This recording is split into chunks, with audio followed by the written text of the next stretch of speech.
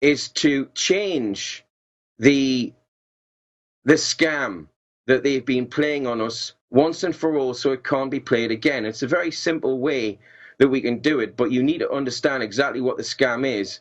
And if I can, I will just start to explain that or unravel it now in simple terms that almost anybody can understand without any knowledge of the law. Do you want me to do that? Yeah, go for it. Okay. So here's the first thing. To everybody who's watching this, who's got a mortgage, had a mortgage, or thinking about a mortgage, or knows someone who is any of the above, listen very carefully.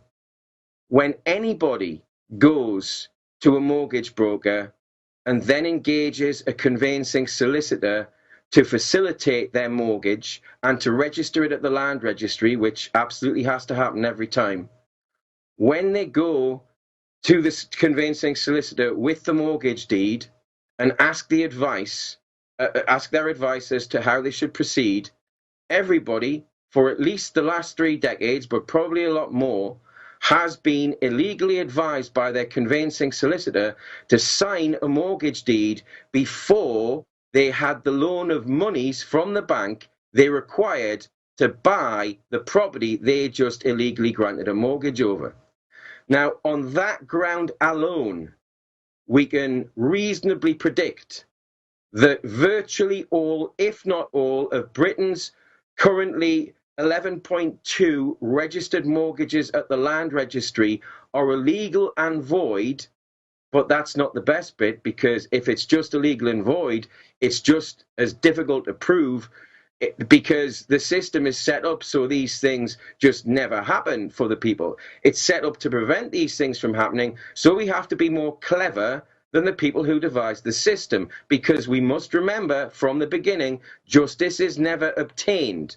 The people can't obtain it. Therefore, we're engaged in a long-term game of chess, and we wait and bide our time until the time is right. And in the estimation of myself and everybody concerned with TJBMS and everybody who's seen it, now is the time. Because in the event Britain's 11.2 million void and illegal mortgagors, which basically means the vast majority of the middle class, if not all of them, and people on the outside as well, if those people simply made a very easy application to the land registry, which is made on an AP1 application to cancel that mortgage on that very ground that they signed the mortgage deed not knowing it was illegal, because you can't sign a mortgage deed before you own the property concerned. But better than that, there's a Supreme Court judgment. The judgment is called Scott v. Southern Pacific Mortgages. And it started off in the High Court in Newcastle. It was issued by a one H.H.J. Behrens, who appeared in our case just a few months later. And he basically ruled that nobody has any legal or equitable rights to grant prior to ownership of the property concerned.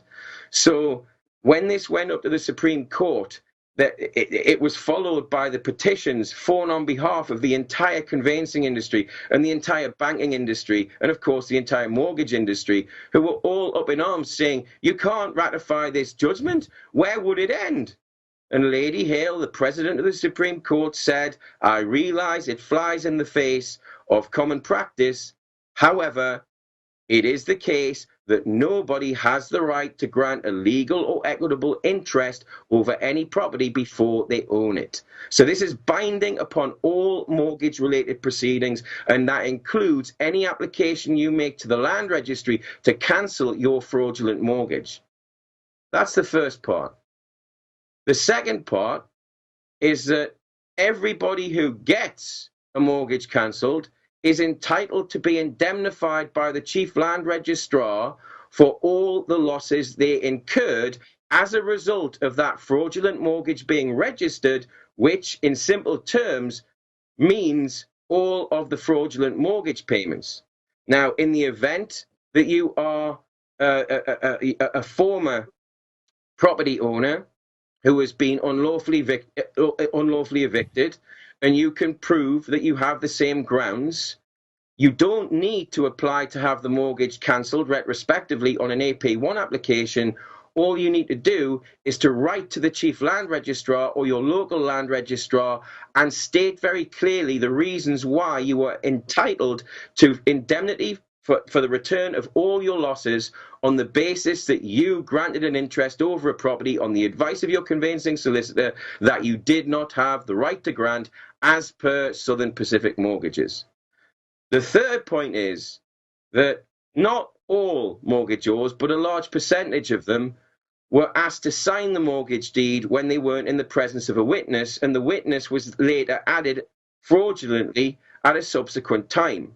Now, what that means is under the case that is our case, my family's case that I've been involved in for almost a decade and is featured heavily in the film, in our case, we proved that if a mortgage deed is not signed in the presence of a witness who attests the signature, it not only breaches the terms of a statute called, it's actually Section 1.3 of a statute called the Law of Property Miscellaneous Provisions Act 1989, which prescribes that every mortgage deed has to be signed in the presence of a witness, otherwise it's void under the terms of Section 52.1 of the Law of Property Act 1925.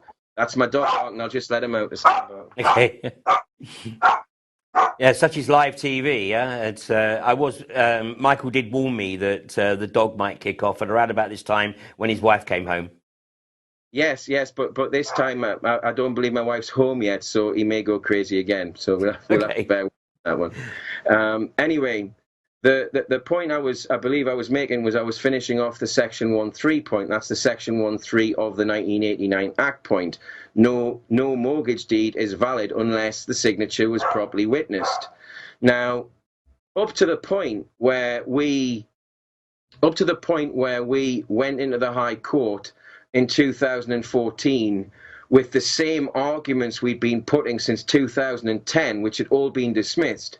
Right up until that point, the terms of the 1989 Act were not being applied in the entire conveyancing industry.